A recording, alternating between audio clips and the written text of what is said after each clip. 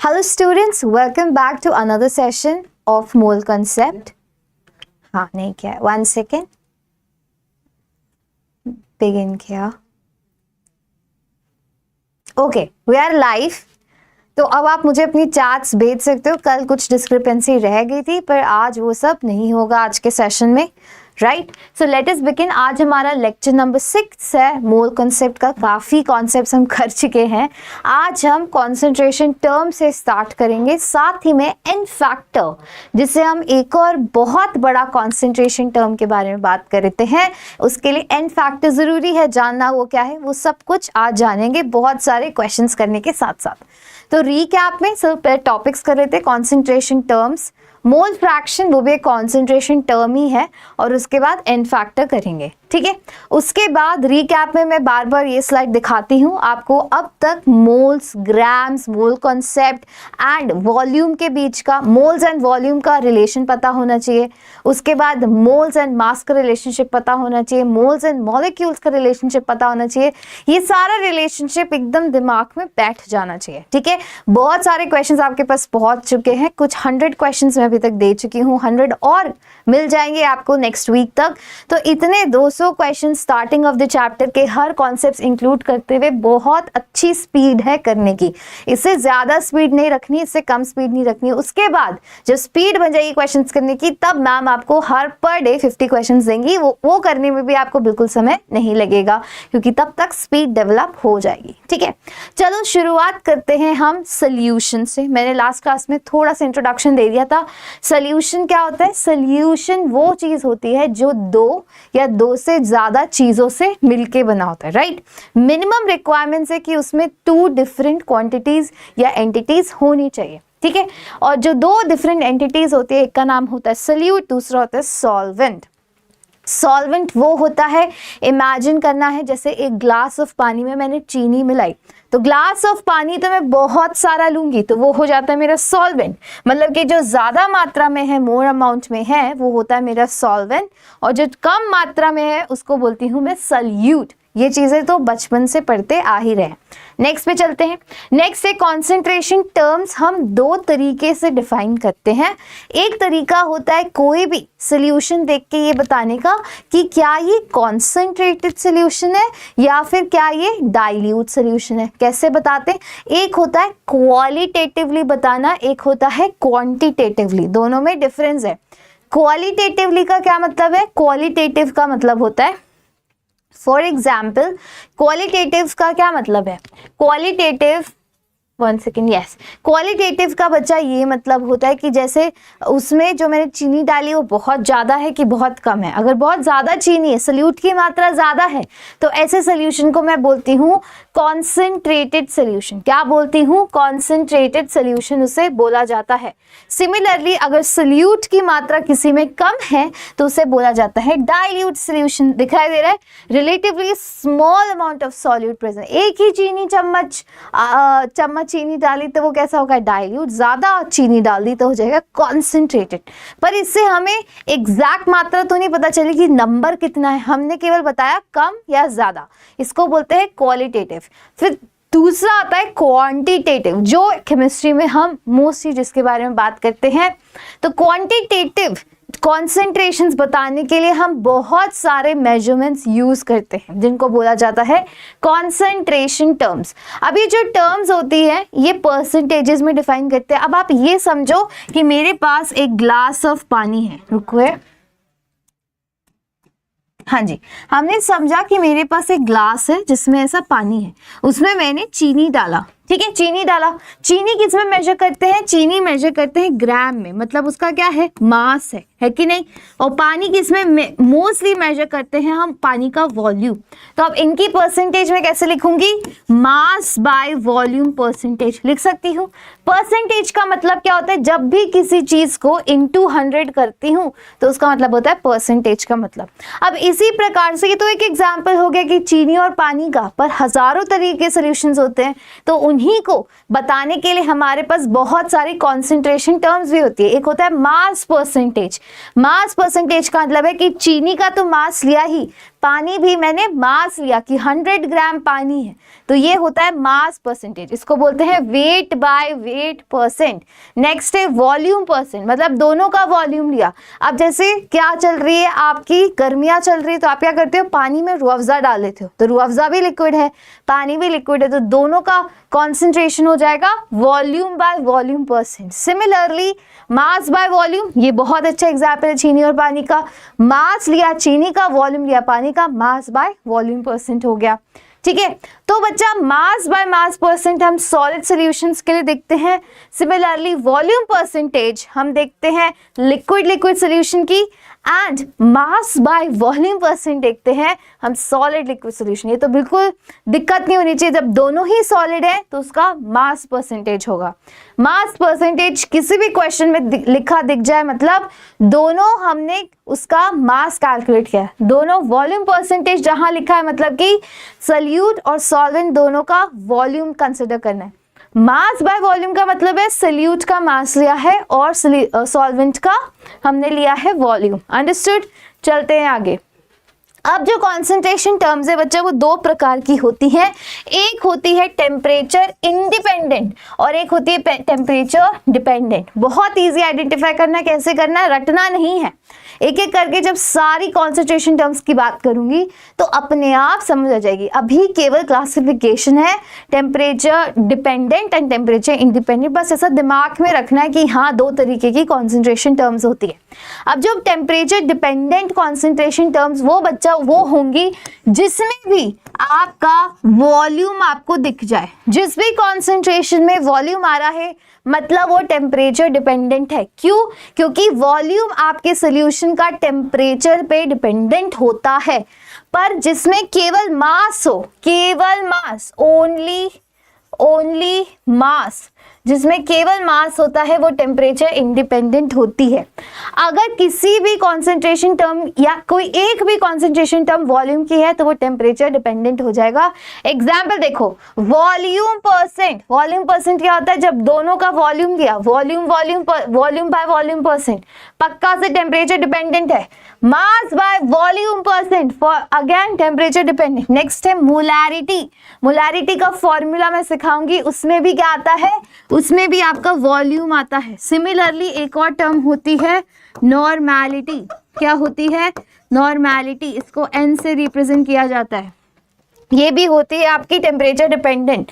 Similarly independent, मतलब जो temperature बढ़ा दो कम कर दो कुछ भी कर दो फर्क ही नहीं पड़ेगा उस पे।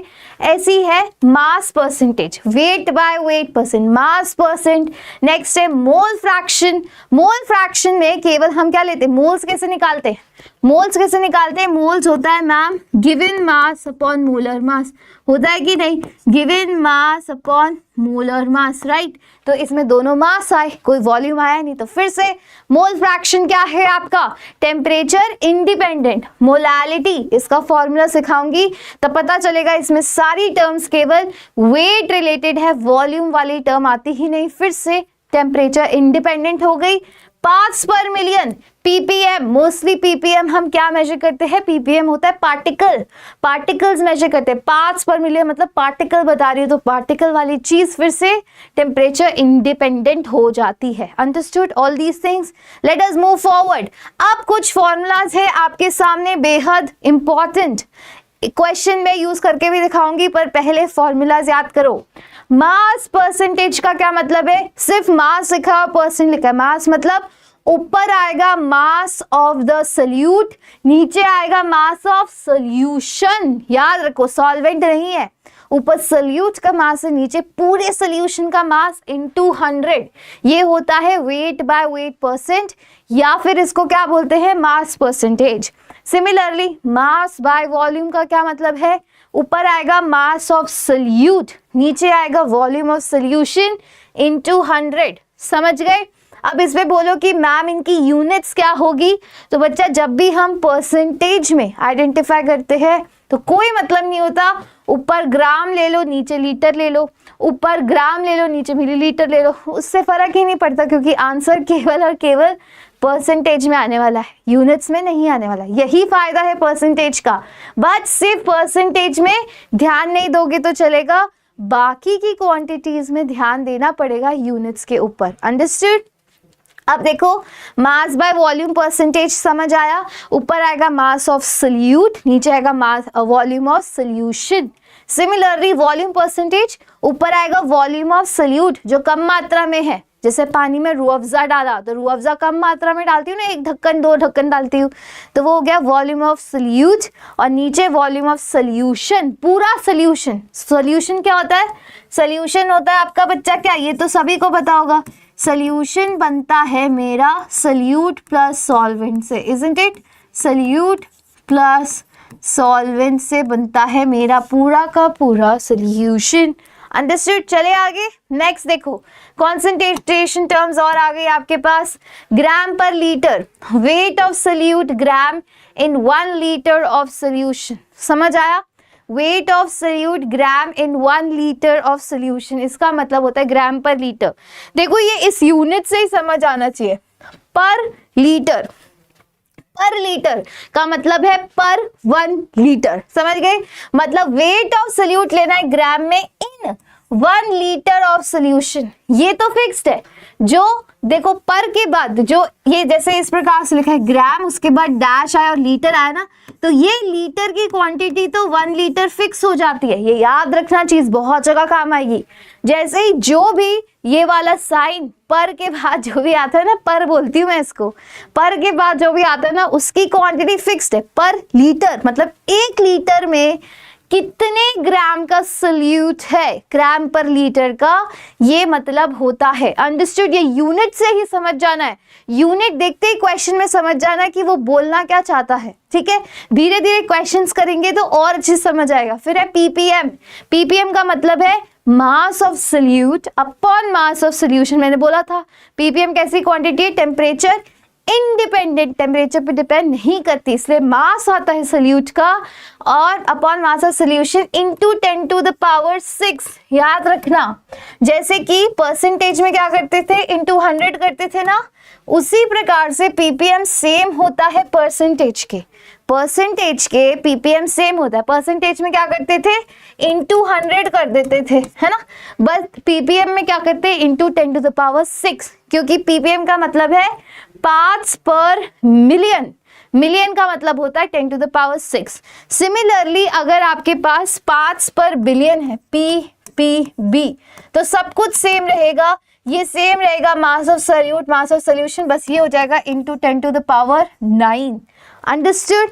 अंडरस्टूड? तो ये दोनों क्वांटिटीज परसेंटेज के जैसी होती हैं, बस परसेंटेज में हम इनटू 100 करते हैं, यहाँ पे इनटू 100 की बजाय हम 10 to the power 6 in ppm and ppb is parts per billion, वहां पे क्या करते हैं, into 10 to the power 9। Understood? फिर आता है आपका मोलारिटी। मोलारिटी एक फिर से कॉन्सेंट्रेशन टर्म है। ठीक है, केमिस्ट्री में बहुत जगह मोलारिटी आती है। इसका फॉर्मूला होता है, ऊपर लिखते हैं moles of solute, moles of solute, moles आएगी ऊपर और नीचे आएगा volume of solution in litres. इसमें यूनिट पे ध्यान देना बहुत जरूरी है, हर जगह यूनिट पे ध्यान देना जरूरी है, एक्सेप्ट जब परसेंटेज की बात करते हैं, दूसरा जब पीपीएम और पीपीबी की बात करते हैं तब भी, पर तब तो ये दोनों सेम लेने ही पड़ेंगे काटने के लिए। ठीक है, ठीक है। तो परसेंटेज में बच्चा क्या करना पड़ता है, ध्यान देना पड़ता है आपको, नहीं ध्यान देना पड़ता यूनिट्स का, बाकी में देना पड़ता है। मोल्स ऑफ सॉल्यूट, तो इसका मतलब मोलारिटी की यूनिट क्या हो जाएगी, unit of molarity, unit of molarity क्या हो जाएगी, ऊपर मोल्स आ रहे, मोल्स को हम कैसे लिखते हैं, मोल्स को कैसे लिखते हैं, मोल्स ही लिखते हैं, लिखते हैं कि नहीं, मोल्स होता है मोल्स, और वॉल्यूम को लिखते हैं मोल्स पर लीटर, तो इसकी यूनिट हो जाती है मोल्स पर लीटर, और पर लीटर को -1 की तरह शो करते हैं, चाहे ऐसे लिखो चाहे इसको ऐसे लिखो, मोल्स पर लीटर एक ही बात है। इसकी शॉर्ट फॉर्म होती है मोल पर लीटर या फिर मोल पर लीटर, एक ही बात है ये सारी की सारी। अंडरस्टूड? ये है मोलारिटी की यूनिट्स, ये सारी की सारी हैं बच्चा किसकी, मोलारिटी की यूनिट्स हैं। ठीक है। अब सिमिलरली ये समझ आया, मोलारिटी लिखना मोल्स पर लीटर, ठीक है। तो एक बारी मैं बड़ी फॉर्म में ही लिख के दिखा रही हूँ, ये सब मिटा रही हूँ, बाकी चीजें you do not need to know, बाकी चीजें आपको समझ आ ही गई होंगी। मोल्स पर लीटर इसकी यूनिट होती है। उसके बाद है मोलालिटी। मोलालिटी क्या है? Temperature independent quantity. इसकी कॉन्सेंट्रेशन, इसको रिप्रेजेंट करते हैं स्मॉल m से। मोलालिटी को रिप्रेजेंट करते हैं कैपिटल M से। मोलारिटी में वॉल्यूम आता है, इसमें कोई वॉल्यूम नहीं आता। इसका फॉर्मूला है मोल्स ऑफ सल्यूट, मतलब ऊपर वाले दोनों सेम है, इसमें भी मोल्स ऑफ सल्यूट है, इसमें भी मोल्स ऑफ सल्यूट है। यहाँ पे है वॉल्यूम ऑफ सॉल्यूशन, और बच्चा यहाँ पे क्या है? Mass of solvent in KG. समझ आया? क्या है? Mass of solvent in KG है इसका आंसर। तो ये कैसे निकलेगी इसकी यूनिट? अब देखो यहाँ पे सॉल्यूशन का मास नहीं है, यहाँ पे सिर्फ और सिर्फ सॉल्वेंट का मास है। समझ आया? यहाँ पे सॉल्यूशन का वॉल्यूम था, पर मोलालिटी में सिर्फ सॉल्वेंट का मास है, वो भी केजी में। तो इसकी यूनिट हो जाएगी moles per KG, moles per KG. Understood? मतलब 1 किलोग्राम में कितने मोल्स हैं वो बताती है मोलालिटी। मोलारिटी बताती है 1 लीटर में कितने मोल्स हैं, वो बताती है मोलारिटी। अंडरस्टूड? आप क्वेश्चंस करेंगे इस पे। क्वेश्चंस देखिए यहाँ पे, the volume of solute present in 100 millilitre of solution is defined as. बहुत इजी है। क्या पूछा है? वॉल्यूम ऑफ सल्यूट, क्या दिया हुआ है? वॉल्यूम दिया हुआ है सल्यूट का, ऊपर लिख दिया present in 100 millilitre of solution. तो सोल्यूशन का भी क्या दिया हुआ है? वॉल्यूम दिया हुआ है। तो क्या हो गया ये? 100 मिलीलीटर का क्या मतलब होता है? 100 मिलीलीटर का मतलब है 100 मिलीलीटर मतलब परसेंटेज हो गया। 100 आते ही मतलब परसेंट, 100 का मतलब ही परसेंट होता है। बस ये इतने सारे क्वेश्चंस में आपके काम आएगा ना, क्योंकि परसेंटेज हम डिफाइन ही 100 से करते कि नहीं, कि 100 में से कितने प्रतिशत आए। ऐसे ही पूरी दुनिया हमारी मैथ्स की है। तो यहाँ पे भी यही मतलब है, volume of salute in 100 ml of solution का मतलब है उसका वॉल्यूम परसेंटेज, क्योंकि दोनों चीजें वॉल्यूम में है, सल्यूट भी वॉल्यूम में है, सोल्यूशन भी वॉल्यूम में। यही होता है वॉल्यूम बाय वॉल्यूम का परसेंटेज का फॉर्मूला। क्या होता है? Volume of salute upon volume of solution into 100 होता है कि नहीं? ये होता है वॉल्यूम परसेंट का फॉर्मूला। यही आपको यहाँ पे पूछा हुआ है। थोड़े वर्ड समझो, थोड़ी जो भी क्वेश्चंस करवाती हूँ एकदम शांत दिमाग से पढ़ो। The volume of salute in 100 ml of solution, मतलब दोनों ही वॉल्यूम है और 100 भी है, मतलब कि परसेंट हो गया इसका। For very easy. Next, find percentage weight by volume of 10% weight by weight NaOH solution having density 1.2 ग्राम पर मिलीलीटर। जब भी ऐसे क्वेश्चन आए तो पहले दिखना है कि क्या क्या गिवन है और क्या क्या आस्क्ड है। गिवन क्या क्या है, मैं गिवन क्वांटिटीज यहाँ पे लिख रही हूँ तो सब कुछ इजी हो जाएगा। गिवन है डेंसिटी, गिवन है किसकी? डेंसिटी याद रखना हमेशा सोल्यूशन की गिवन होती है, ठीक है। डेंसिटी ऑफ सोल्यूशन लिख रही हूँ मैं यहाँ पे। कितनी गिवन है मुझे गिवन है 1.2 ग्राम पर मिलीलीटर, ठीक है। ये डेंसिटी है। डेंसिटी, उसके बाद मुझे डेंसिटी का फॉर्मूला क्या होता है? डेंसिटी होती है मास अपॉन वॉल्यूम, ये तो सभी को पता होगा, राइट। उसके बाद दे रखा है कि मेरे पास 10% wait by wait NaOH solution है जिसकी डेंसिटी दे रखी है। तो ये मेरी NaOH की डेंसिटी है, और मुझे दे रखा है कि मेरे पास 10% वेट बाय वेट का मतलब है कि मेरे पास 10 ग्राम, देखो ये मेरे साथ लिखना सीखो, 10% wait by wait NaOH solution का मतलब क्या है कि मेरे पास 10 ग्राम NaOH है इन परसेंट का मतलब इन 100 gram of solution, if 100 gram of solution. समझ आया? तो मेरे पास 10 ग्राम NaOH है इन 100 ग्राम ऑफ सोल्यूशन। ये समझ आया? ठीक है। नेक्स्ट चीज क्या करनी है? नेक्स्ट आपको पूछा है कि आपको निकालना है वेट बाय वॉल्यूम परसेंट, आपको फाइंड करना है। क्या फाइंड करना है? वेट बाय वॉल्यूम परसेंटेज आपको निकालना है। क्वेश्चन क्लियर हुआ? अभी तक केवल क्वेश्चन लिखा है मैंने। क्वेश्चन में डेंसिटी दे रखी है NaOH सोल्यूशन की, उसके बाद दे रखा है कि आपके पास 10% wait by wait NaOH solution है। वेट बाय वेट का मतलब 10 ग्राम NaOH, परसेंट आते ही 100 समझ लो। 10 ग्राम NaOH मेरे पास 100 ग्राम, ये हमेशा ऐसे ही चलेगा। 10 ग्राम NaOH मेरे पास 100 ग्राम सोल्यूशन में प्रेजेंट है। पूरा 100 ग्राम सोल्यूशन है मेरे पास, उसमें से 10 ग्राम तो NaOH ही है। समझ गए? समझ गए। अब वेट बाय वॉल्यूम परसेंट मुझे निकालना है, तो कैसे निकालूंगी? वेट बाय वॉल्यूम का फॉर्मूला क्या होता है? वेट बाय वॉल्यूम परसेंट का फॉर्मूला होता है वेट ऑफ सोल्यूट, अभी बताए थे सारे formula, upon volume of solution into 100। होता है कि नहीं होता? ठीक है। अब वॉल्यूम तो मुझे पता ही नहीं है, पर मुझे क्या पता है? मुझे डेंसिटी पता है। और मुझे क्या पता है? डेंसिटी और वॉल्यूम ऐसे लिख सकती हूँ, तो वॉल्यूम हो जाएगा मेरा मास ऑफ सोल्यूशन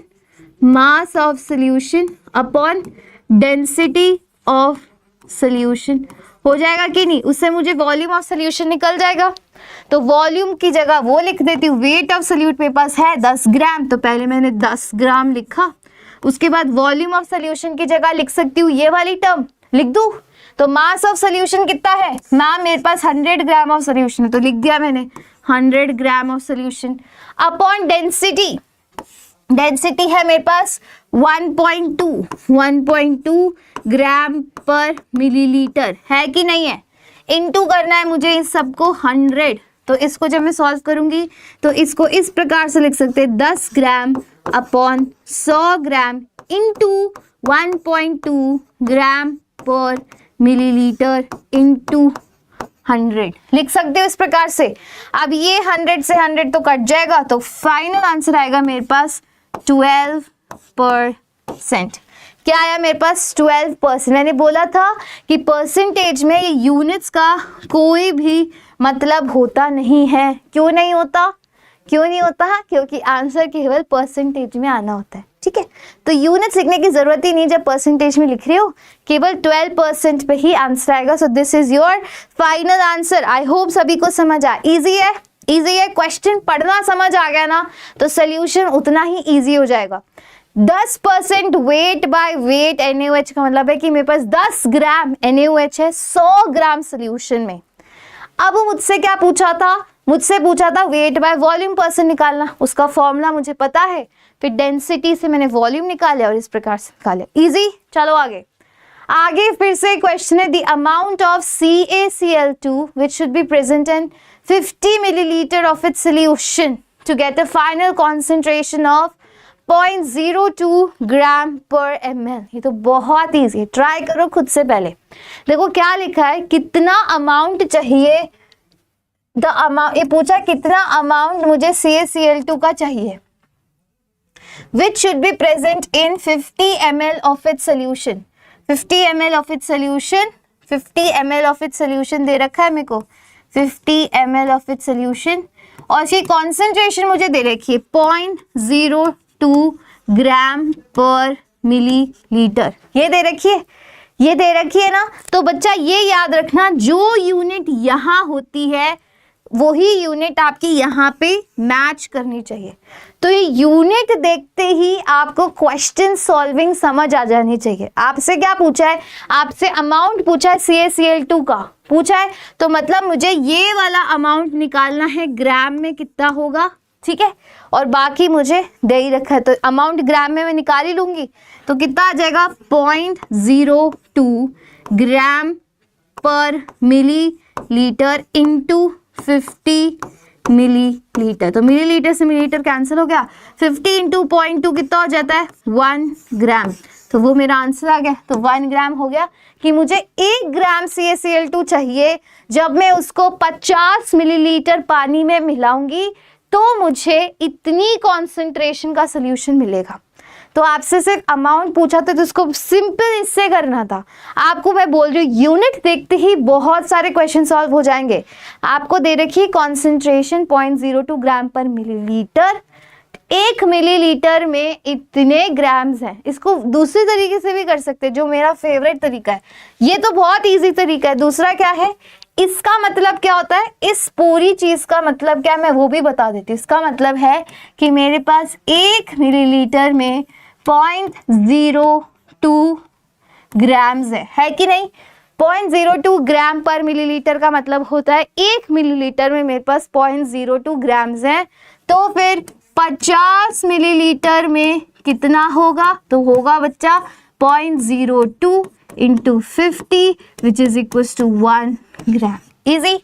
या तो यूनिट देख के पता लगा लो, ग्राम पर मिलीलीटर का मतलब है ऊपर ग्राम्स है नीचे मिलीलीटर है, दोनों ही सही तरीके हैं। चलो आगे, नेक्स्ट है 10.3 milligram of oxygen is dissolved into a liter of seawater of density 1.03 gram per milliliter. The concentration of O2 in ppm. ppm में फिर से पूछिए तो यूनिट्स का काम धाम ही नहीं है यहाँ पे, है ना। अब 10.3 मिलीग्राम, पर फिर भी हम यूनिट्स क्या ऊपर नीचे क्योंकि सेम है। अब ऐसा नहीं है कि ऊपर मास है नीचे वॉल्यूम है, तो यूनिट्स कुछ भी हो सकती थी, बट अभी क्या है, ऊपर भी मास होता है और नीचे भी मास होता है पीपीएम में, इसीलिए यूनिट्स काम आती हैं। याद रखना, पीपीएम में परसेंटेज में भूल सकते हैं, बट पीपीएम में क्या है, यूनिट्स काम आती हैं। अब देखो 10.3 milligram of oxygen is dissolved in a litre of sea water. तो मेरे पास एक सी वाटर है, उसमें मैंने 10.3 मिलीग्राम ऑक्सीजन मैंने एक सी वाटर में मिलाई, जिसकी डेंसिटी मुझे कितनी दे रखी है, डेंसिटी सी वाटर की दे रखी है मेरे पास 1.03 ग्राम पर मिलीलीटर। ठीक है, तो concentration of O2 in ppm। अब O2 की कॉन्सेंट्रेशन ppm में आपको निकालनी है। तो क्या होता है, ppm का फॉर्मूला लिखो सबसे पहले। ppm का फॉर्मूला होता है mass of solute upon mass of solution into 10⁻⁶। यही होता है, यही होता है। अब आपको मास ऑफ सल्यूट दे रखा है कि आपने 10.3 मिलीग्राम ऑफ ऑक्सीजन मिलाई है, तो 10.3 मिलीग्राम को अगर ग्राम में कन्वर्ट करूंगी तो कितना हो जाएगा, इंटू 10⁻³ हो जाएगा। ठीक है, ये हो गया मेरी ग्राम में क्वांटिटी। अब मास ऑफ सोल्यूशन मुझे लेना है। ठीक है, मास ऑफ सोल्यूशन कैसे लूंगी, अब मुझे दे रखा है कि मैंने इसको 1 लीटर ऑफ सी वाटर में मिलाया है, दे रखा है। तो डेंसिटी से मास निकाल लेते, density is equals to mass upon volume. तो मास हो जाएगा मेरा, कितना हो जाएगा, डेंसिटी इंटू वॉल्यूम हो जाएगा कि नहीं।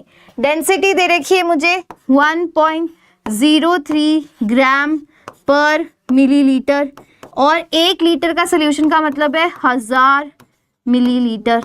हो गया 1000 millilitre, density into volume into कर देना 10⁻⁶। इस सबको कैलकुलेट करूंगी तो आंसर आएगा, इसको जब करूंगी 10.3 अपन 1.03 तो ये 10 आ गया, इंटू 10⁻⁻³ एंड यही है इंटू 10⁻⁻3।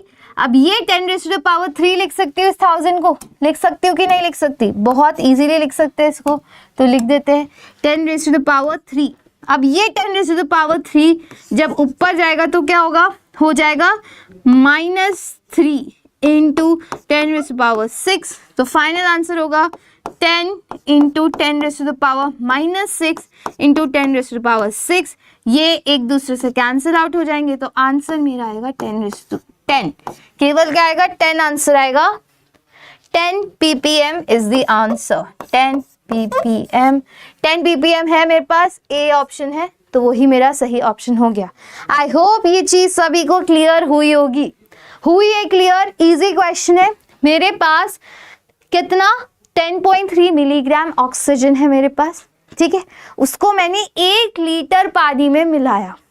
अब जो वो पानी है उसकी डेंसिटी मुझे दे रखी है। अब आपको पूछा है कि वो जो 10 मिलीग्राम मैंने मिलाई ऑक्सीजन वो कितनी, 5 पर मिलियन में है। तो 5 पर मिलियन का पहले मुझे फॉर्मूला पता है, mass of solute upon mass of solution into 10⁻⁶। Mass of solute है, सल्यूट जो कम मात्रा में ऑक्सीजन 10 इन 10.3 मिलीग्राम को पहले ग्राम में कन्वर्ट किया इंटू 10⁻³ अपॉन क्या किया, अपॉन मास ऑफ सोल्यूशन। तो मास मैंने इस फॉर्मूले से निकाला, डेंसिटी इंटू वॉल्यूम। डेंसिटी है इतनी, वॉल्यूम है 1000, क्योंकि 1 लीटर को मिलीलीटर में क्या तो 1000 मिलीलीटर हो गया। अब इस प्रकार से 10 ppm आंसर आ गया। अंडरस्टूड। चलो नेक्स्ट कॉन्सेंट्रेशन टर्म है आपकी मोल फ्रैक्शन। क्या है? Mole fraction. अब मोल फ्रैक्शन का क्या मतलब होता है बच्चा? ये होता है moles of component upon total number of moles present in solution. For example मेरे पास एक सोल्यूशन है, उसमें मैंने कुछ A डाला, कुछ B डाला, कुछ C डाला। समझ गए? मैंने थोड़ा सा A, फिर थोड़ा सा B, थोड़ा सा C डाला, तो जितना जितना डाला उनके मोल्स भी होंगे। तो मोल्स ऑफ A हो गए, मोल्स ऑफ B हो गए और मोल्स ऑफ C हो गए। ठीक है, एक ही सोल्यूशन में तीनों मैंने एक साथ मिक्स कर दिए। अब आपको मोल फ्रैक्शन निकालना है, तो मोल फ्रैक्शन हर एक का अलग अलग होता है। फॉर एग्जांपल अगर मुझे A का मोल फ्रैक्शन निकालना है तो A का क्या होगा, जैसे यहाँ पे दे रखा है, अगर मुझे A का निकालना है तो ऊपर आएंगे moles of A upon total number of moles. कौन कौन से है? A के भी मोल, B के भी मोल, C के भी मोल, तो वो मैंने यहाँ लिख दिए। तो मोल फ्रैक्शन क्या होगा? Moles of A divided by total number of moles. Similarly mole fraction of B क्या हो जाएगा? मोल फ्रैक्शन ऑफ B मैं यहाँ लिख के दिखा रही हूँ, वो हो जाएगा moles of B upon total number of moles which is Na plus Nb plus Nc। Similarly C के भी निकाल सकते हैं। तो मोल फ्रैक्शन इस प्रकार से निकलते हैं। मोल फ्रैक्शन को इस सिंबल से डिनोट करते हैं जिसको बोला जाता है काई। ये है एक ग्रीक सिंबल जिसका नाम है काई। ठीक है, अब ये जो काई है, जब सारे मोल्स को नहीं, मोल फ्रैक्शन को, जब सारे मोल फ्रैक्शन काई A, काई B, ये काई B है, ये काई A था। ठीक है, तो काई A प्लस काई B है, जैसे यहाँ पे लिखा हुआ है काई B प्लस काई C। कितने भी मोल फ्रैक्शंस को जब भी मैं ऐड करती हूँ जो एक सोल्यूशन में है, यहाँ पे 3 ही है, 3 तरीके की चीजें हैं, तो 3 तरीके के मोल फ्रैक्शंस होंगे। इनका टोटल हमेशा आता है 1। क्या आता है? 1 आता है। इनका टोटल हमेशा 1 आता है। ये बेसिक मैथ्स के ऊपर डिपेंड करता है, क्योंकि फ्रैक्शंस, जैसे फॉर एग्जांपल सारे फ्रैक्शंस का एडिशन बच्चा 1 ही होता है। अब जैसे ये मेरा एक सर्कल है, इस सर्कल को जब मैंने आधे आधे पार्ट में डिवाइड किया तो क्या हो गया? ये हाफ हो गया और ये हाफ हो गया। तो जब 2 फ्रैक्शन को मैं ऐड करूंगी तो मेरा आंसर 1 आएगा। अब चाहे इसको मैंने 4 पार्ट में डिवाइड कर दिया, अब जब 4 पार्ट में, यहाँ पे करके दिखाती हूँ, इसी सर्कल को 4 पार्ट में डिवाइड किया तो ये 1/4, 1/4, 1/4, 1/4। अब ये 1/4 को सबको मैं ऐड करूंगी तो आंसर मेरा फिर से 1 ही आएगा। तो इसका ये मतलब है कि जो फ्रैक्शंस होते हैं उनका जो सम होता है वो हमेशा 1 होता है। आप तो मैथ्स के स्टूडेंट हो, आपको ये आता ही होगा। ठीक है, चले आगे। चलो नेक्स्ट है मोलालिटी। मोलालिटी एक बहुत ही अच्छी क्वांटिटी है, फिर से कॉन्सेंट्रेशन टर्म है जो कि टेम्परेचर इंडिपेंडेंट होती है। क्यों? क्योंकि इसमें कोई भी वॉल्यूम की टर्म नहीं आती। मोलालिटी बच्चा क्या होती है? इसका फॉर्मूला होता है, मोल्स लेते हैं सल्यूट के ऊपर divided by number mass of solvent in KG. ऊपर आते हैं मोल्स, नीचे आता है mass of just solvent, solution नहीं है, सॉल्वेंट, और वो भी केजी में मास लेते हैं। ठीक है, समझ गए? Molality is a temperature independent quantity. अब एक एग्जांपल करके देखते हैं। अगर आपके पास दिया हुआ है find the molality of 20% wait by wait NaOH solution. अब इसकी आपको मोलालिटी निकालनी है। मोलालिटी का फॉर्मूला तो पता है। ठीक है, 20% वेट बाय वेट का क्या मतलब है? मैंने अभी बताया था। इसका मतलब होता है कि मेरे पास 20 ग्राम, मैम इसका मतलब है मेरे पास 20 ग्राम NaOH है इन 100 ग्राम ऑफ सॉल्यूशन, है कि नहीं? यही था इसका मतलब कि मेरे पास 20 ग्राम NaOH है इन 100 ग्राम ऑफ सॉल्यूशन। ठीक है, तो मेरे पास सल्यूट कितना हो गया? So sorry about that. तो मेरे पास सल्यूट कितना हो गया? मेरे पास सल्यूट तो है 20 ग्राम का, है कि नहीं? सल्यूट का मास मुझे पता है। ठीक है, तो सल्यूट के मोल्स निकालूं पहले। मोल्स ऑफ सल्यूट कितना होता है? गिवन मास 20 और NaOH का मोलर मास कितना होता है?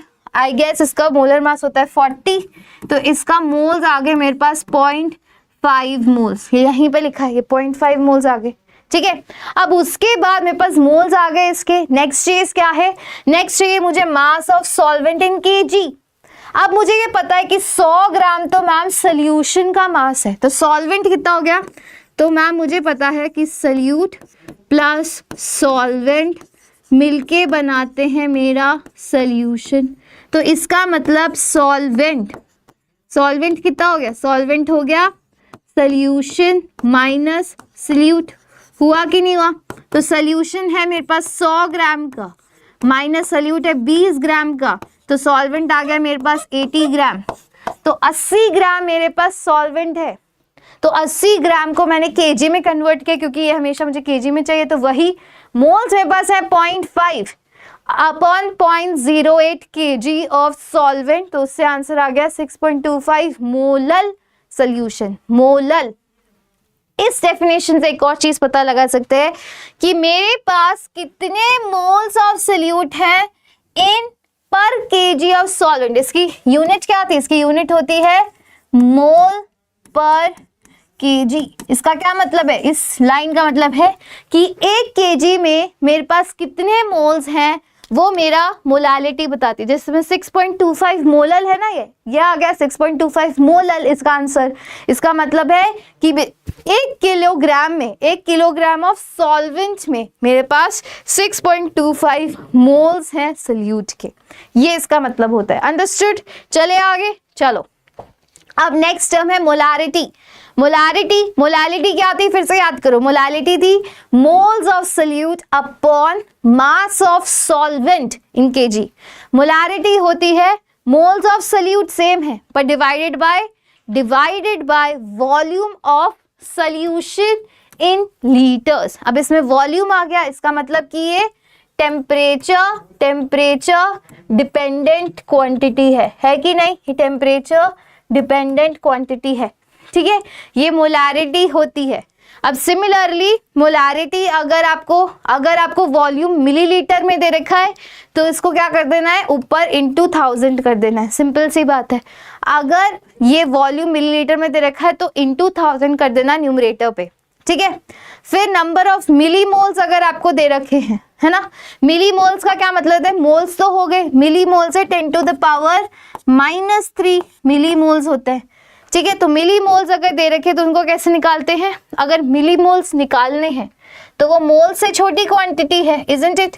अगर आपको मिली मोल्स निकालने हैं तो वो मोल से छोटी क्वांटिटी है, तो उसको कर देना है इंटू 1000, मतलब mass of solute upon molecular weight, मतलब मोल्स निकालिए इंटू 1000 कर दूंगी तो मेरे पास क्या आ जाएगा, मिली मोल्स आ जाएंगे। अब मिली मोल्स अगर आपके पास हैं तो आप उसको volume of solution in millilitre से सीधे डिवाइड कर सकते हो तो भी सही आंसर आएगा, पर किस में आंसर आएगा, मिली मोल्स एंड मिलीलीटर में आंसर आएगा, मोल्स पर लीटर में नहीं आएगा।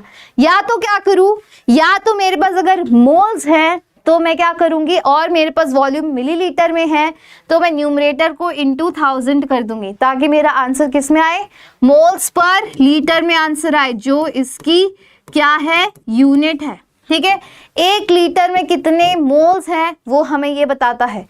सिमिलरली अगर आपके पास क्या दिया हुआ है, आपके पास अगर वॉल्यूम मिलीलीटर में दिया हुआ है तो आप क्या कर सकते हो, मोल्स को भी मिली मोल्स बना दो, मतलब इंटू 1000 कर दोगे तो अब आपके पास आंसर आएगा बच्चा मिली मोल्स पर मिलीलीटर में आंसर, ठीक है, ठीक है, अंडरस्टूड। चले आगे चलो। अब ये एग्जाम्पल है आपके पास, find the molarity of 12% weight by weight urea solution, ठीक है। अब ऐसी चीजें मैंने आपको बहुत करवा दी है, देखते ही बच्चा आपको समझ में आ जानी चाहिए कि इसमें ये बोलना क्या चाहता है, ठीक है। 12% weight by weight of urea का मैं मोलर मास लिखवा देती हूँ, इसका मॉलिक्यूलर वेट होता है बच्चा 60 ग्राम पर मोल। मॉलिक्यूलर वेट की यूनिट होती है ग्राम पर मोल, मत भूलिएगा, ठीक है। अब इसमें क्या है, 12% वेट बाय वेट यूरिया का क्या मतलब है कि मेरे पास 12 ग्राम यूरिया किसमें है, मेरे पास 12 ग्राम यूरिया है, क्योंकि वेट दे रखा है इन 100 मिलीलीटर ऑफ सोल्यूशन। याद रखना ये चीज क्या है, 12 ग्राम यूरिया, इसमें क्या है वेट बाय वॉल्यूम परसेंट दे रखा है। वेट बाय वॉल्यूम मतलब 12 gram weight of urea in 100 millilitre of solution. Percentage आते ही 100 हो गया, पर वो ग्राम्स है कि मिलीलीटर से कौन डिसाइड करेगा, वेट बाय वॉल्यूम डिसाइड करेगा। Understood? 100 gram of urea in 100 millilitre of solution. इसकी मोलारिटी निकालनी है। मोलारिटी का फॉर्मूला क्या होता है? मोलारिटी का फॉर्मूला होता है number of moles of solute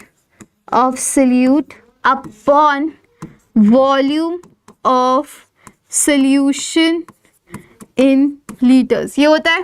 तो नंबर ऑफ मोल्स पहले निकाल लूँ। Number of moles of urea कैसे निकालते हैं? गिवन मास है मेरे पास 12 ग्राम, मोलर मास है 60, तो कितना हो गया 12/60 हमारा हो जाता है 0.2 मोल्स, राइट? 0.2 मोल्स हो गया, 0.2 मोल्स हो गया। उसके बाद वॉल्यूम ऑफ सोल्यूशन निकालना है। वॉल्यूम कितना दे रखा है आपको? 100 मिलीलीटर दे ही रखा है, तो बस इसमें पुट कर दो मोलारिटी के फॉर्मूले में। मोल्स कितने आ गए? 0.2 मोल्स, ठीक है। कितना है सोल्यूशन की मात्रा? 100 मिलीलीटर, तो 100 लिख दिया। अब वो मिलीलीटर में मुझे तो लीटर में चाहिए, इसका मतलब इंटू 1000 कर दिया, तो 2 0 से 2 0 से कट गए, तो आंसर कितना आ गया? 2 मोलर। आया कि नहीं आया? तो परफेक्ट आंसर आ गया, 2 मोलर सोल्यूशन आ गया, 2 मोलर सोल्यूशन। इजी। चले आगे। अब ऐसे क्वेश्चन से डरना नहीं है जिसमें परसेंटेजेस आ जाती हूँ, ठीक है। चले आगे, चलिए। अब नेक्स्ट क्वेश्चन है आपके पास ये वाला, 13.35 gram of AlCl3 is dissolved in 200 millilitre of solution. देखो मैं आपको कितने सारे क्वेश्चंस करवा रही हूँ, इन्हीं में बच्चों को प्रॉब्लम आती है, कोई टीचर्स नहीं करवाते, बट मुझे पता है कि बच्चे को एक बार हाथ पकड़ के सारे क्वेश्चंस करवाने चाहिए। उसके बाद आप DSA खुद से सॉल्व करो। DSA में बहुत सिंपल क्वेश्चन देती हूँ मैं, यहाँ पे फिर भी मैं थोड़ा ज़्यादा परसेंटेजेस ये सब करा देती हूँ। DSA अभी आपको 1 स्टार वाली दिख रही है, बाद में आपको दिखेंगी 2 स्टार 3 स्टार वाली भी, पर इन पे एक बार हाथ बैठा लो, ठीक है। चले आगे, चलो। 13.35 ग्राम ऑफ AlCl3 को मैंने डिसॉल्व किया है 200 मिलीलीटर ऑफ सोल्यूशन में। अब उसकी जो molarity of Al3 plus and Cl minus ion in solution will be, ये पूछा गया है। तो मोलारिटी पूछे गए, सिंपल सा फॉर्मूला है। मोलारिटी का फॉर्मूला क्या होता है? Number of moles of solute, right, upon volume of solution in litres, ये होता है, ठीक है। तो नंबर ऑफ मोल्स निकाले थे AlCl3 के, तो number of moles of AlCl3 given mass कितना है? 13.35 ग्राम, और इसका मोलर मास होता है 133.5 ग्राम पर मोल, ठीक है। तो इससे आंसर कितना आ जाएगा? 0.1 मोल्स आ जाएगा। आएगा कि नहीं आएगा? 0.1 मोल्स आ गया इसका आंसर, तो यहाँ पे मैंने 0.1 मोल लिख दिया। अब क्या है, 200 मिलीलीटर ऑफ सोल्यूशन में आपने डिसॉल्व किया है, तो मोलारिटी निकाल लीजिए। मोलारिटी है 0.1 अपॉन 200 इंटू 1000 क्यों किया? क्योंकि लीटर्स में चाहिए और मिलीलीटर में आपको सोल्यूशन दे रखा है, तो इंटू 1000 करना पड़ेगा। तो इससे बच्चा मेरा आंसर कितना आ जाता है? इससे बच्चा मेरा आंसर आता है 0.5 मोलर। 0.5 मोलर आता है मेरा आंसर, राइट। 0.5 मोलर आ गया मेरा AlCl3, मोल्स ऑफ AlCl3 है, ठीक है। अब इसमें पूछा है पर molarity of Al3 plus and Cl minus in the solution will be. अब जो AlCl3 है, इसको जब मैं पानी में डालूंगी तो कैसे टूटेगा? ये टूटेगा Al+3 plus 3Cl minus ions में। टूटेगा कि नहीं टूटेगा? ये AlCl3 आयोनिक कंपाउंड है, तो इस प्रकार से टूटेगा। यहाँ पे दिख रहा है 3 Cl हैं, तो 3 Cl निकलेंगे, है ना। तो इसका मतलब 1 mole of AlCl3 gives 1 mole of Al+3 and 3 moles of 3Cl minus, ठीक है। ऑफ Cl माइनस, ठीक है। तो इसके मतलब कि Al+3 की मोलारिटी तो 0.5 मोलर ही होगी, पर Cl माइनस की मोलारिटी क्या होगी 3 × 0.5 which is equal to 1.5 molar. Understood? Understood. ये बेसिक कॉन्सेप्ट से मैंने कितनी बार समझाया है, समझाए कि नहीं समझाए? कितने मोल्स निकलेंगे? अगर 1 मोल AlCl3 से 1 मोल तो एल्यूमिनियम +3 का निकलेगा और 3 मोल्स Cl माइनस के निकलेंगे, इसीलिए मोलारिटी भी उसकी 3 गुना हो जाएगी। ठीक है, ठीक है। चले, इसका आंसर क्या हुआ फिर? इसका आंसर हुआ 0.5 एंड 1.5, तो इसका करेक्ट आंसर है सी। चलिए आगे, चलिए अब है मोलारिटी ऑफ मिक्सिंग। क्या है? Molarity of mixing. अब क्या बता रहे बच्चा इसमें बता रहे कि जब आप 2 सॉल्यूशंस मिक्स करते हो तब उसकी मोलारिटी क्या आती है। जैसे फॉर एग्जांपल मेरे पास एक सॉल्यूशन है, उसकी कुछ मोलारिटी है A, उसमें नंबर ऑफ मोल्स है Na, उसका वॉल्यूम है Va, ठीक है। एक है मेरे पास बोल, दूसरे बोल में उसकी मोलारिटी है B, उसमें मोल्स है A और उसका वॉल्यूम है B, ठीक है। अब इसके मोल्स A नहीं है, इसको B करना, थोड़ी मिसप्रिंटिंग है, ठीक है। अब क्या, अब इन दोनों को मिक्स कर दिया, तो अब मिक्स्ड मोलारिटी कितनी होगी ये मुझे नहीं पता। इसमें नंबर ऑफ मोल्स तो मेरे ऐड हो गए और टोटल वॉल्यूम भी मेरा ऐड हो गया, तो V टोटल भी ऐड हो गया और नंबर ऑफ मोल्स भी ऐड हो गए, पर मेरी मोलारिटी एज सच ऐड नहीं होती। मोलारिटी कैसे निकालते हैं? मिक्सचर, 2 अलग अलग सोल्यूशन की अलग अलग मोलारिटी है, अलग अलग मोल्स है, अलग अलग वॉल्यूम है, दोनों को मैंने मिक्स किया तो इनके नंबर ऑफ मोल्स ऐड हो गए, इनका वॉल्यूम भी ऐड हो गया, पर मोलारिटी कैसे डिसाइड करूंगी? मोलारिटी का फॉर्मूला उसके बाद हो जाता है बच्चा MaVa + MbVb अपॉन Vt, ठीक है। मतलब कि MaVa इससे लिया molarity of A into volume of A, फिर molarity of B into volume of B upon total volume, इससे रिलेटिव मोलारिटी आज मतलब कि मिक्सचर रिजल्टेंट मोलारिटी आ जाती है, ठीक है। चले आगे, चलो जैसे कि ये एग्जाम्पल है आपके पास, calculate the resultant molarity of the following. Very important example once again. आपको क्या करना है? रिजल्टेंट मोलारिटी बच्चा आपको यहाँ पे कैलकुलेट करना है। अब यहाँ पे कैसे करते हैं मैंने अभी बताया। रिजल्टेंट मोलारिटी क्या थी? रिजल्टेंट मोलारिटी थी M1V1 + M2V2 upon V1 + V2। यही फॉर्मूला हर जगह अप्लाई करना है। तो फर्स्ट A का डिसाइड करते हैं। A का मोलारिटी कितनी दे रखी है? 1 दे रखी है।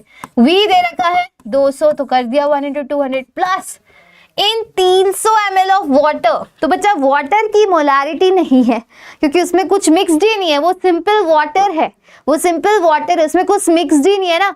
कुछ मैं NaOH डालूंगी, HCl डालूंगी, उसके बाद उसकी मोलारिटी बता सकती हूँ। मोलारिटी क्या है कि कितने सल्यूट पार्टिकल्स हैं अपॉन वॉल्यूम। इसमें कोई सल्यूट है ही नहीं, ये सिंपल वाटर है, कुछ डाला ही नहीं इसमें, तो मोलारिटी क्या होगी? इसकी कुछ भी नहीं होगी, तो इसीलिए यहाँ पे 0 कर दिया।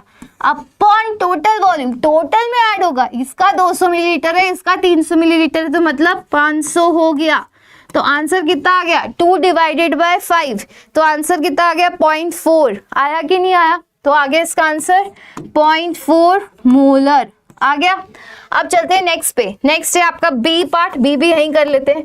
बी है M1, M1 फिर से 1 है मेरे पास, इंटू V1 है 1500 ml, तो मैंने 1500 लिख दिया, प्लस M2 है मेरे पास, नहीं दे रखा, M2 नहीं दे रखा, उसकी जगह मुझे क्या दे रखा है? 18.25 ग्राम ऑफ HCl। अब इसको मैम मोलारिटी तो दे ही नहीं रखी, तो बच्चा मोलारिटी का मतलब क्या होता है? फिर से देखो, मोलारिटी की यूनिट से पता चलेगा, मोल्स पर लीटर होता है कि नहीं? मोलारिटी की है मतलब कि कितने मोल्स 1 लीटर सोल्यूशन में है, ये बताती है आपकी मोलारिटी। तो इसका वॉल्यूम तो फिक्स है 1 लीटर, मोलारिटी है, मोलारिटी कैलकुलेट करनी है, इसलिए वॉल्यूम तो मैंने फिक्स कर दिया 1 लीटर। तो 1 लीटर का मतलब, अब ये अगर ml में है तो ये भी ml में लेना होगा, तो ये हो जाएगा 1000 ml, हो गया 1000 ml इंटू M2। M2 कितना है बच्चा आपका? M2 आपको निकालना है, तो उसमें क्या निकालने? मोल्स निकालने, मोल्स निकालने, करेक्ट। तो मोल्स कितने हो जाएंगे? M2V2 मोल्स निकाल लेती हूँ, मोल्स कितने होते हैं, मोल्स होता है गिवन मास दे रखा है मुझे 18.25 अपॉन HCl का टोटल मास होता है 36.5, ठीक है 36.5 इंटू 1 लीटर का सोल्यूशन है। 1 लीटर का सोल्यूशन का मतलब 1000 ml कर दूं, 1000 ml कर दूं, है ना। 1 लीटर का सोल्यूशन है तो इंटू 1 कर दिया। अब जब इसको सॉल्व करूंगी तो मोल्स को यहाँ लिख देती हूँ, ये इसकी मोलारिटी आ गई, ये मोल्स नहीं आई, इसकी क्या आ गई, मोलारिटी आ गई, मोलारिटी आई कि नहीं आई, क्योंकि सबसे पहले 18.25 अपॉन 36.5 से तो नंबर ऑफ मोल्स आ गए, और मोल्स अपॉन वॉल्यूम क्या होता है, वॉल्यूम है आपका 1 लीटर, तो एक यहाँ तो वो मोलारिटी हो गई कि नहीं। तो ये सारी वैल्यूज मैं यहाँ लिख देती हूँ 18.25 अपॉन 36.5 इंटू 1 हो गया। अब इसको जब सॉल्व करोगे तो और अपॉन 1500 प्लस 1000 कितने हो गए 2500 हुए कि नहीं हुए। अब इसको जब सॉल्व करूंगी तो आंसर कितना आएगा मेरा 1.33 मिली एम 1.33 मोलर, कितना आया 1.33 मोलर आ गया आंसर। चले आगे चलिए अब नेक्स्ट पे चलते हैं सी ऑप्शन पे। सी ऑप्शन है 200 मिलीलीटर 1 मोलर HCl लिया मैंने, तो फिर से M1V1 वाला फॉर्मूला निकालना है। मैं फिर से फॉर्मूला लिख रही हूँ यहाँ पे M1V1 plus M2V2 upon V1 plus V2, इससे molarity of the resultant solution निकल जाएगी। अब मैं दो सोल्यूशंस मिक्स कर रही हूँ, एक 1 मोलर HCl का 1 मोलर HCl जो कि 200 ml है मेरे पास M1V1 plus 100 ml into 0.5 ml H2SO4 दिख रहा है H2SO4। इसका क्या मतलब है, यहाँ HCl से तो 1 मोल ही H प्लस आएगा, बट H2SO4 मुझे बच्चा 2 H प्लस आयंस देता है कि नहीं देता, है ना।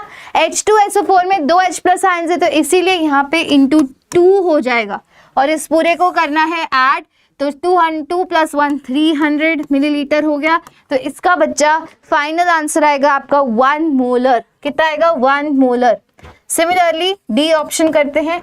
डी क्या है, 1 मोलर HCl है आपका, उसको आपने किया 200 ml से into M1V1 plus M2V2। M2V2 क्या है 0.5 इंटू 100, ये M2V2 हो गया, ठीक है। अब upon 100 plus 200 which is equal to 300, तो आंसर इसका कुछ 0.8 के अराउंड आना चाहिए, उतना ही आएगा 0.83 मोलर। 0.83 मोलर आएगा इसका आंसर, ठीक है।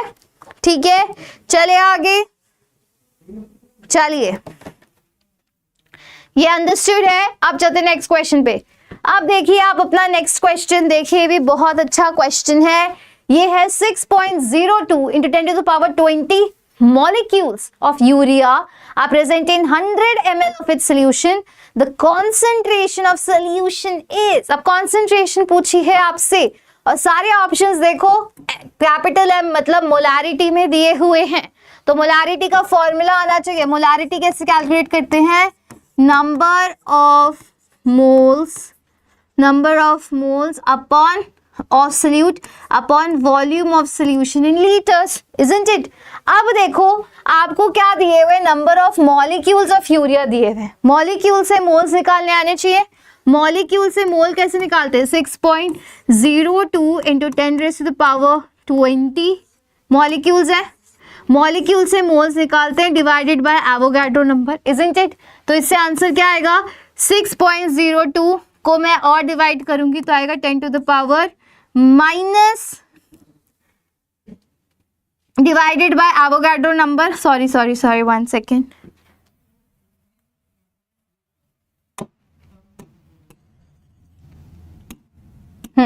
तो यहाँ पे हो जाएगा 6.02 इंटू 10⁻20 डिवाइडेड बाय 6.02 इंटू 10⁻23, यही होगा। तो इसका आंसर आएगा 10⁻⁻3। आंसर आएगा, ये आएंगे मेरे मोल्स। इतने मोल्स आ गए मेरे 10⁻³ मोल्स ऑफ यूरिया पर प्रेजेंट है 100 मिलीलीटर ऑफ सोल्यूशन में। अब तो मोलारिटी का फॉर्मूला ही लगाना है सीधे। नंबर ऑफ मोल्स कितने, 10⁻³ मोल्स है मेरे पास, है कि नहीं। अब कितने सोल्यूशन में, 100 मिलीलीटर सोल्यूशन में है, पर मुझे तो लीटर में आंसर चाहिए, तो इंटू 1000 कर दूंगी, कर दो इंटू 1000, तो ये वाली वैल्यू तो गई। तो आंसर मेरा कितना आएगा, 10⁻⁻², मतलब 0.01 मोलर मेरा आंसर आ जाएगा। आंसर आ जाएगा मेरा 0.01 molar. Very easy, D is the correct option. 0.01 molar आपका आंसर आ जाएगा। Is this thing clear to everybody? हाँ जी, ठीक है, कोई डाउट्स नहीं है। चले आगे, चलिए चलते हैं अब नेक्स्ट क्वेश्चन पे। इजी, पहले मैंने आपको सिखाया है मॉलिक्यूल से मोल्स कैसे निकालते हैं। एवोगाड्रो नंबर से डिवाइड करेंगे तो मोल्स आएंगे। मोल्स निकालने के बाद हमें क्या निकाली, मोलारिटी। वॉल्यूम हमें दे ही रखा है, पर मिलीलीटर में तो लीटर में कन्वर्ट किया, तो number of moles upon volume of solution, उससे हमारी मोलारिटी कॉन्सेंट्रेशन आ गई। इजी, चलते आगे। आगे है 2.82 gram of glucose is dissolved in 30 gram of water. The mole fraction of glucose in the solution is, क्या दे रखा है आपके पास, 2.82 ग्राम ग्लूकोज है dissolved in 30 gram of water. Mole fraction आपसे पूछा हुआ है। मोल फ्रैक्शन कैसे निकालते हैं, मोल फ्रैक्शन निकालते हैं number of moles upon total number of moles, Na plus Nb, ऐसे ही निकालते हैं, ऐसे ही निकालते हैं मोल फ्रैक्शन। ठीक है, तो मोल फ्रैक्शन निकालने के लिए मुझे नंबर ऑफ मोल्स निकालने, तो पहले मैं number of moles of glucose निकाल लेती हूँ। ठीक है, तो ग्लूकोज मुझे दिया हुआ है 2.82 ग्राम, और ग्लूकोज का मोलर मास होता है बच्चा 180 ग्राम्स। क्या होता है, 180 ग्राम्स। सॉरी, इसका मतलब है 180 ग्राम्स, 180 ग्राम्स पर मोल, और ये दे रखा है आपको ग्राम में, तो आपका आंसर मोल्स में आ जाएगा। तो मोल्स में आपका आंसर आएगा 0.01567। कितना आएगा, 0.01567 मोल्स आ गया मोल्स में आंसर। अब मोल्स ऑफ ग्लूकोज निकाल लिया, मोल्स ऑफ वाटर भी निकालना पड़ेगा। कितना है moles of water, moles of water कितना दे रखा है, 30 ग्राम दे रखा है, और एक वाटर का होता है 18 ग्राम पर मोल। ठीक है, इसको जब कैलकुलेट करोगे बच्चा तो आंसर आएगा 1.667 मोल्स आ गया। अब आपको पूछा हुआ है mole fraction of glucose, glucose का मोल फ्रैक्शन पूछा है, तो ग्लूकोज का मोल फ्रैक्शन कैसे निकालेंगे, यहाँ पे G लिख रही हूं मैं, इसका निकालेंगे number of moles of glucose upon total number of moles. ऐसे ही निकलता है, ऐसे ही निकलता है। तो ग्लूकोज से कितने मोल्स हैं, 0.01567, टोटल मोल्स हो जाएंगे 0.01567 प्लस 1.667, तो इससे मेरा मोल फ्रैक्शन का आंसर आएगा 0.01 के आसपास, 0.01। और मोल फ्रैक्शन की कोई यूनिट नहीं होती है, याद रखना। ये मोल फ्रैक्शन कैसे होता है, यूनिटलेस, इसकी कोई यूनिट नहीं होती, ये सब कैंसिल हो जाते हैं, ऊपर भी मोल्स है नीचे भी मोल्स है, तो कैंसिल हो जाएगा ना। तो यूनिटलेस होता है, इसका कोई यूनिट नहीं होती, सिर्फ नंबर आता है। तो 0.01 हो गया इसका मोल फ्रैक्शन का आंसर। अंडरस्टूड, चलते हैं आगे। Next question, a molar solution is one that contains 1 mole of a solute इन। अब इसका क्या मतलब है, ये बहुत बेसिक्स पे क्वेश्चन है, बेसिक्स आते तो ये क्वेश्चन बहुत अच्छे से हो जाएगा। ये पूछ रहा है एक मोलर सोल्यूशन का क्या मतलब है। 1 molar solution is one that contains 1 mole of a solute. तो मोलालिटी की डेफिनेशन होती है मोल्स ऑफ सोल्यूट, होती है कि नहीं, moles of solute upon mass of solvent in kg, होती है कि नहीं। तो ये बोल रहा है, तो मोल्स का क्या, एक मोलर सॉल्यूशन का क्या मतलब है, मतलब मोलालिटी की यूनिट हो जाती है फिर मोल्स पर केजी, हो गई कि नहीं, ये यूनिट है मोलालिटी की। इसका क्या मतलब है कि 1 मोल 1 मोल ऑफ अ सोल्यूट इन पर केजी का मतलब क्या हुआ? पर केजी का मतलब हुआ 100 ग्राम ऑफ सॉल्वेंट, यही हुआ, ये हो गया इसका ए आंसर हो गया। एक मोलर सोल्यूशन का मतलब है एक मोलर, एक मोलर का मतलब है एक मोल प्रेजेंट है 1 किलोग्राम या फिर 1000 ग्राम ऑफ सॉल्वेंट में, ठीक है, अंडरस्टूड, अंडरस्टूड। चले आगे, चलिए नेक्स्ट देखिए आप, मोलारिटी मोलालिटी दोनों पे क्वेश्चन है। यहाँ पे क्या दिया हुआ है? Calculate the molarity and molality of a 98% by mass of H2SO4 solution having density of 1.25 ग्राम पर सेंटीमीटर क्यूब। ये आपको दे रखा है क्वेश्चन में, ठीक है। एक second रुकिएगा।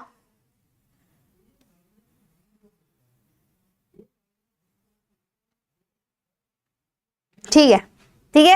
Calculate the molarity and molality दोनों निकालिए मुझे। मोलारिटी क्या होती है? मोलारिटी होती है moles of solute, moles of solute upon volume of solution in litres, ये होती है मोलारिटी। अब सिमिलरली मोलालिटी क्या होती है? वो होती है moles of solute upon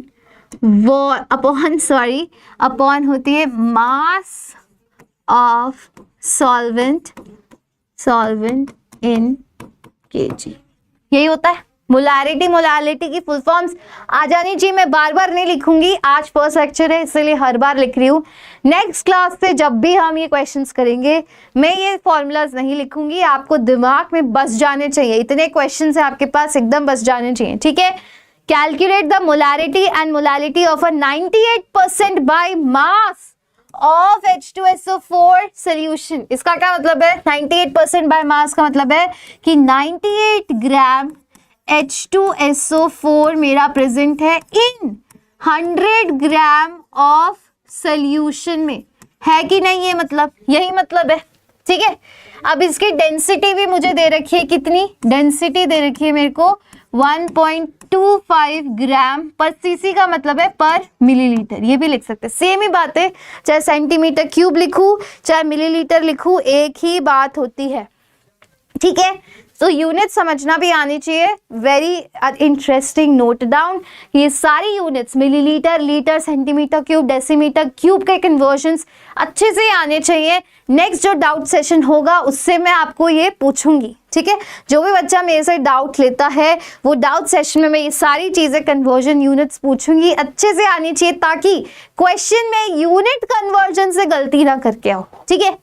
basic question solving तो मैं बता ही रही हूँ, ये जिस प्रकार के क्वेश्चंस मैं बता रही हूँ ना बच्चे से, काफी सारे जो ये न्यूमेरिकल्स है ना, इसमें से प्रोबेबली 30% न्यूमेरिकल्स जेईई मेंस के क्वेश्चंस है, वो भी रिसेंट ईयर्स 2019, 2020, 2021 तक के क्वेश्चंस यहाँ पे हैं। तो आपको वो वाले क्वेश्चंस मैं करवा रही हूँ, बाकी मेरी तरफ से तो है ही, पर वो क्वेश्चंस भी मैंने ऐड किए हैं, ठीक है।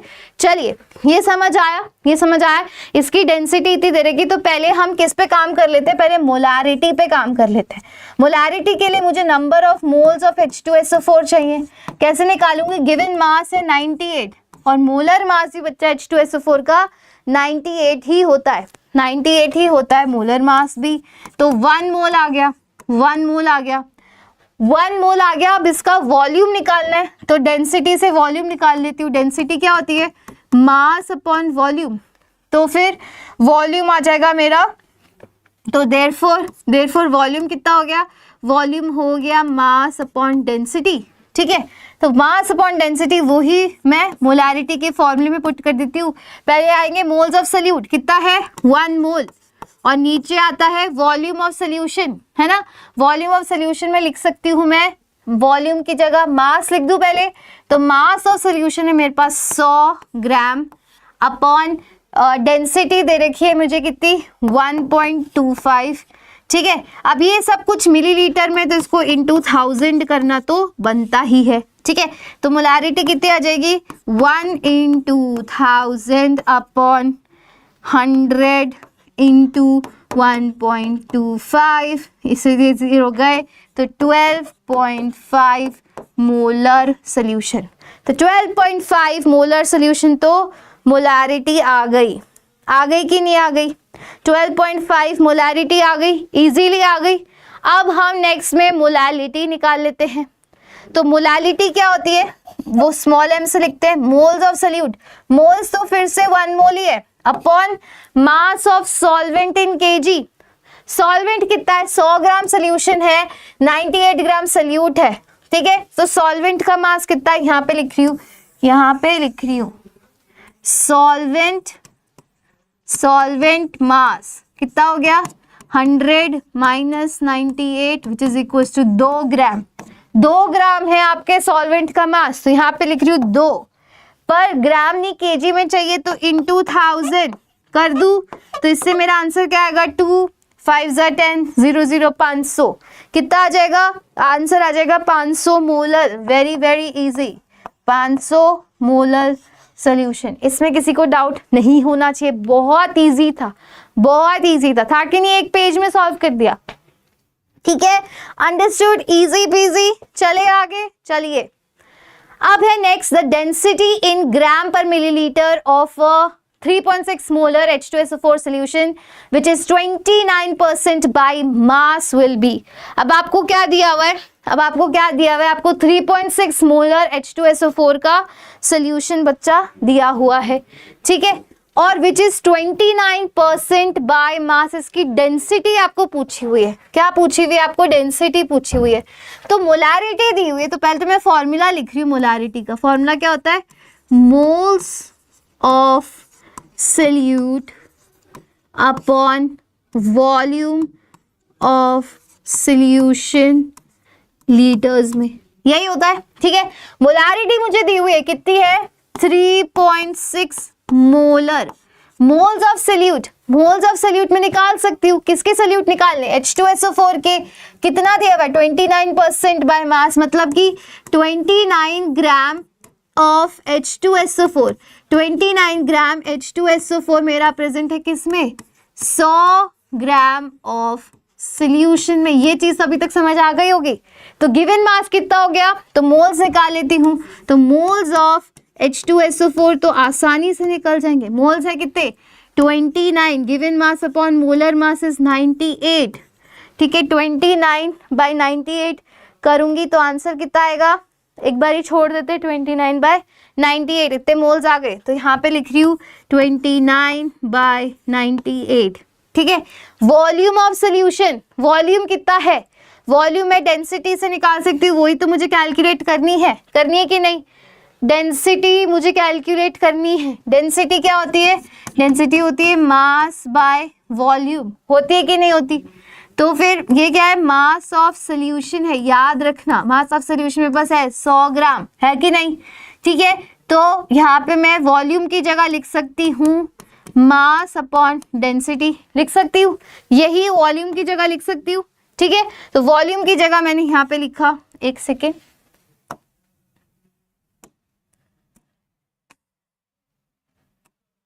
हाँ जी, है ना। तो वॉल्यूम की जगह मैंने क्या लिखा? वॉल्यूम की जगह जो भी चीजें आनी है, पहले है mass, mass of solution. Mass of solution है मेरे पास 100 ग्राम, है कि नहीं? और डेंसिटी ऑफ सोल्यूशन तो मुझे कैलकुलेट करना है अपॉन डी। अब क्योंकि वो 100 ग्राम इंटू डी मुझे कैलकुलेट करना है, ये पूरे को इंटू 1000 कर देती हूँ ताकि लीटर्स में आंसर आ जाए, ठीक है। तो इससे बच्चा मेरी डेंसिटी जो आएगी आफ्टर कैलकुलेशन वो कुछ आएगी आपकी 1.22 ग्राम पर मिलीलीटर। तो एक बार इंटू 1000 मत करिएगा वरना लीटर में आंसर आएगा, ठीक है। पर मोलारिटी तो लीटर में ही होती है तो करना ही पड़ेगा, ठीक है, इंटू 1000। तो इस प्रकार से आपका आंसर आ जाएगा 1.22 ग्राम पर ml में आंसर। अंडरस्टूड। अब इसको सॉल्व कैसे करेंगे? इसको आसानी से ऐसे लिख सकते हैं 29 by 98 into 100 into D into 1000 which is equals to 3.6, ठीक है। इससे आप डेंसिटी कैलकुलेट करोगे तो वही आपका आंसर आएगा 1.22 which means A is the correct answer. Understood, easy, आ गया सभी को समझ? चलिए नेक्स्ट क्वेश्चन है आपके पास ये, फाइंड द मोलारिटी। फिर से बच्चा आपको मोलारिटी ही निकालनी है of the final solution. If 100 millilitre of 1 molar NaCl solution is mixed with 200 millilitre of 0.25, वही M1V1 वाला फॉर्मूला है कि नहीं। फाइनल सोल्यूशन की मोलारिटी निकालनी है and the resulting solution is diluted by adding 1 litre of water. थोड़ा सा ट्रिकी क्वेश्चन है, तो ये ट्रिकी क्वेश्चन ये आपको होमवर्क में अटेम्प्ट करने को दे रही हूँ, ठीक है, होमवर्क में अटेम्प्ट करना, वरना नेक्स्ट क्लास में इसी क्वेश्चन से शुरुआत करूंगी। बट आई वांट कि आप इसमें कैसा दिमाग लगाते हैं। सेम क्वेश्चन है, वही फॉर्मूला M1V1 M2V2 वाला, पर इसमें हमने उसको और डाइल्यूट कर दिया है। तो अब इसको कैसे अप्रोच करेंगे, क्या आंसर आएगा, let me know in the next class. Thank you so